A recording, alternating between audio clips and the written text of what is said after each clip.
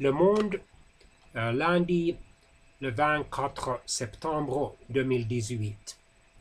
L'opposant russe Alexei Navalny arrêté dès sa sortie de prison. L'homme de 42 ans venait de purger une peine de prison de 30 jours pour avoir organisé une manifestation sans autorisation en janvier 2018. L'Organisation des Nations Unies, une assemblée générale sous le signe de la défiance. En 2017, la rencontre avait été marquée par le face-à-face entre le président français Emmanuel Macron et le président américain Donald Trump. Le président américain avait sidéré ses alliés avec la violence de son discours.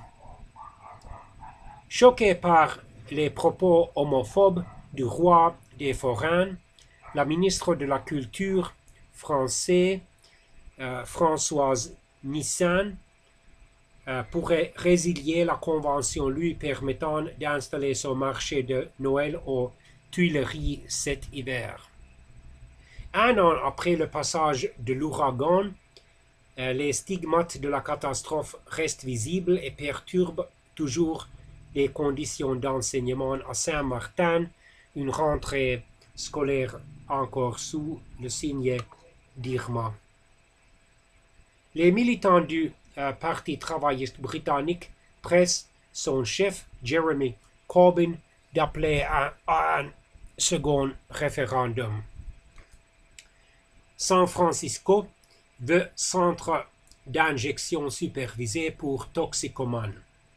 De nouvelles accusations d'harcèlement sexuel contre le candidat du président Donald Trump à la Cour suprême, le juge Brett Kavanaugh. En Italie, tensions au sommet de l'État à la veille du début de la discussion du budget. Jimmy Bennett réitère ses accusations d'agression sexuelle concernant Asia Argento, la cohabitante italienne du chef culinaire de télévision américain Anthony Bourdain qui s'est suicidé ce juin. L'alerte du Haut Conseil des finances publiques sur les déficits structurels. Après l'attentat en Iran, le président Rouhani accuse des pays mercenaires du Golfe Persique. Aux Maldives, au sud d'Asie, le candidat de l'opposition remporte l'élection présidentielle. Sir Alex, un exploit et des contorsions. Ce que vous avez manqué en sport cette fin de semaine dernière. Génocide des Rohingyas. Le chef de l'armée birmane adresse une fin de non-recevoir à l'Organisation des Nations Unies. Les adieux splendides de Paul Simon. L'ancien président français François Hollande critique les comportements excessifs de son successeur Emmanuel Macron.